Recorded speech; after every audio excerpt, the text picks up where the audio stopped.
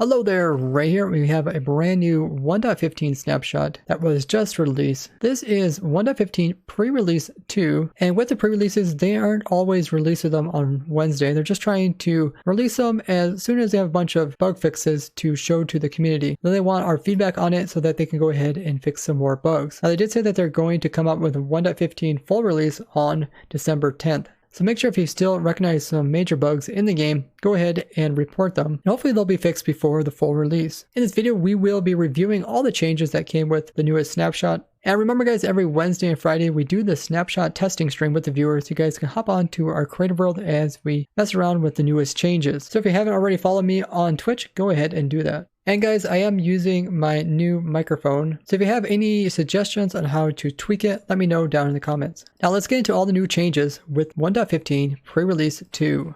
So a new change to pre-release 2 is they tweaked chunked loading performance calculations. So this should make it better when loading up chunks and should improve the performance as well. These are kind of optimizations that we're really looking for, especially for people that are thinking about updating their servers to 1.15 or even updating their single players. They now added a message when you sleep in bed and you reset your spawn points. Let's go ahead and click on the bed. You can also sleep in bed at any time of the day. Right there you see it says you can only sleep at night or during a thunderstorm, but you can also see in chat it said respawn point set. They don't tell you where it's set at, but at least it reminds you that it has changed. So that's really nice. That way it gives you a reminder that your spawn is changed now. They also added new stats for the grindstone as well as the anvil. Let's go ahead and try them out. So I'm guessing this one has to do with how many times you used the anvil.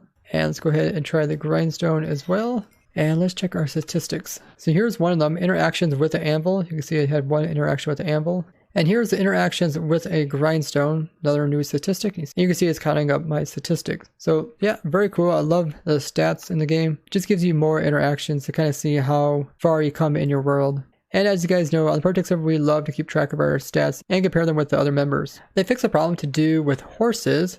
So when the horse would start trying to walk to an area and you would hop onto it, and you ride the horse somewhere else, and once you get off, the horse would attempt to try to walk back to the same area where it was headed off to before you start riding it. And this often made it so that when people got off the horse would walk all the way back to where they originally started. So it might be way back thousands of blocks. So it's really nice to see that bug being fixed. They fixed a problem to do with summoning in slime that had custom max health attributes. The problem was they weren't working.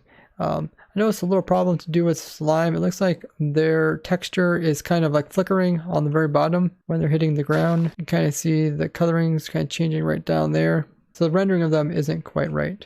They now added so the particles that come from barrier blocks, that's essentially how you can see them, were not visible when they were in the offhand, and they now added them. They fixed a couple of different issues to do with Endermen and different projectiles being applied to them. So if you guys don't know, when it comes to actually trying to hit these Endermen with something like a bow and arrow, it doesn't work.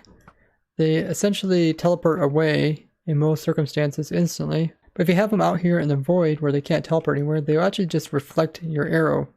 And yeah, they're pretty good at that. You can't do any damage to them. But if you had these potion effect arrows or even spectral arrows, it was possible to hit them with it. You can see we can no longer apply the effects to them.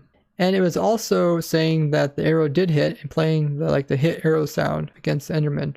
Which I guess technically in this situation, the arrow is like hitting him and ricocheting off him.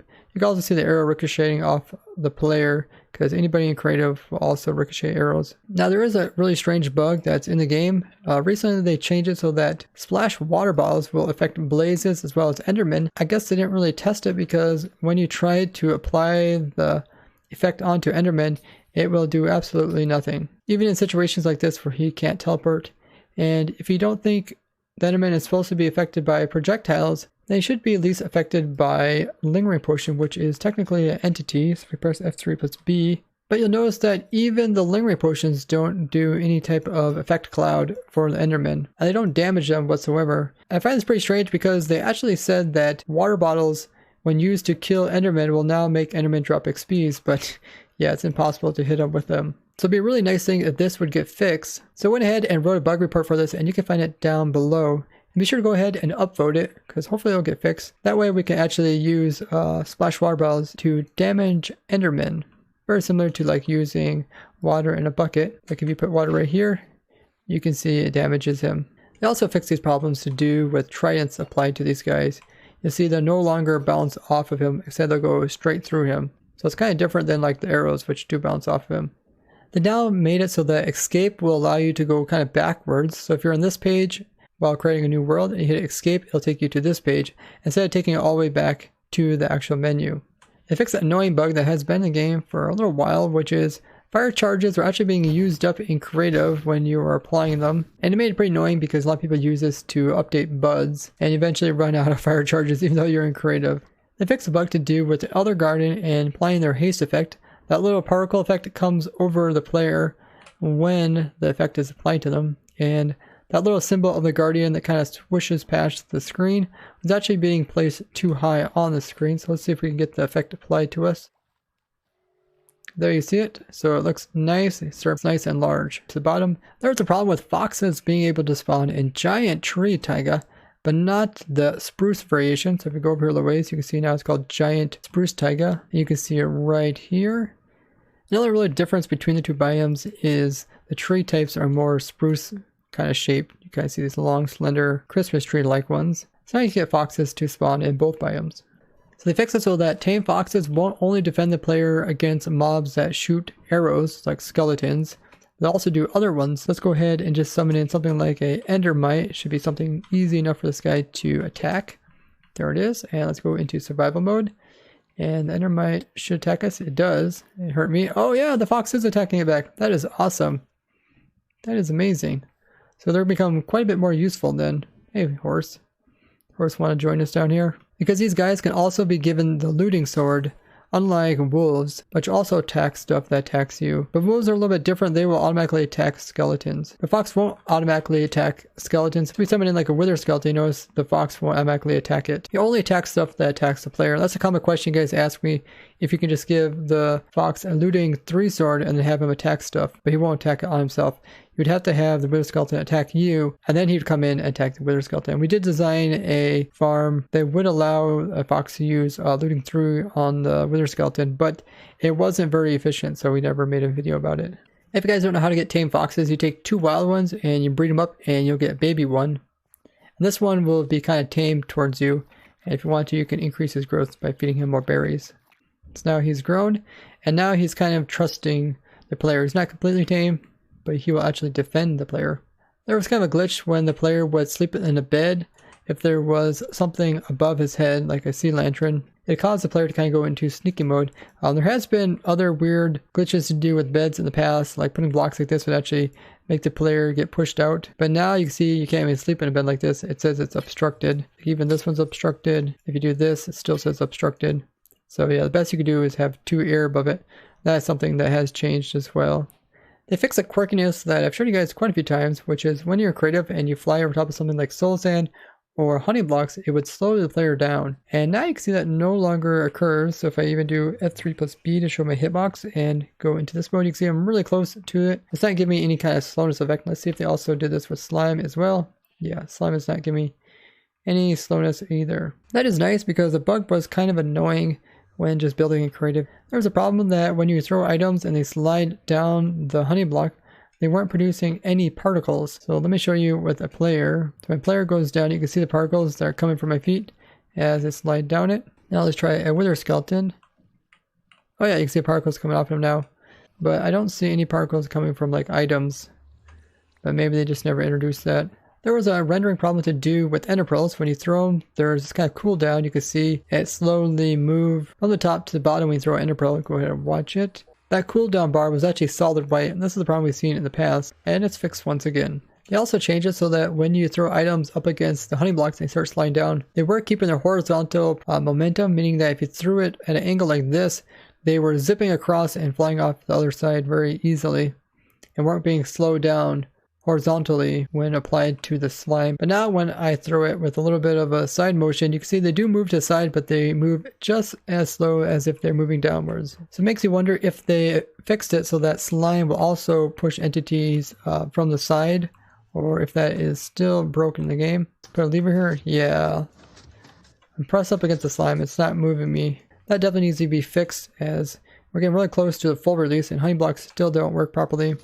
So guys, be sure to go ahead and upvote that bug report that I linked down below. I wonder if the stickiness still don't work on the front as well. So if entity is pressed up the front and you retract it, no, don't pull it. Definitely not good when they haven't fixed that yet. So hopefully they'll fix that before the full release. They fix name tags and how they show up in the horse's inventory. So if you look in the horse's inventory, you can see the little name over here that's on top of this horse. And you can also see the name over here. So it's showing up correctly now. And it's kind of funny how you can move the horse's model around. The change of way particles come off from honey blocks. So instead of always being applied down by the feet, if the player just happened to have his head by the honey block, it would be put near the head. There was a problem that the glowing effect was going away from mobs that were also applied with invisibility. So yeah, now you can see he's invisible, but you can still have the glowing effect. There was a problem with nether portals when going through another portal and then coming back the other direction. Instead of taking you to the original one, is making a new one in the wrong location.